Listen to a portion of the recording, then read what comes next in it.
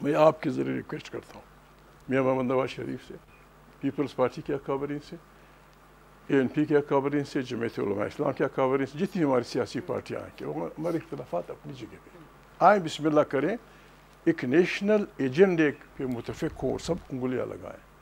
اس میں پہلا نقطہ یہ ہوگا کہ ہاں یہاں کا جو عمرانی معاہدہ ہے ہم اس پہ کمپرومائز نہیں کریں گے، ہمارا وعدہ ہوگا خدا سے اور رسول سے کہ ہمارا آئین مکمل بھٹو صاحب نے جو بنایا تھا۔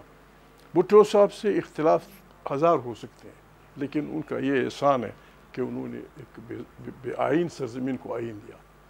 زرداری صاحب میرے دوست ہیں، کبھی میں ان کے خلاف بولتا بھی تھا، بولتا بھی ہوں، جتنے بھی اختلافات ہوں، اس شریف آدمی نے 18th امنڈمنٹ میں بہت کچھ دیا لوگوں کو۔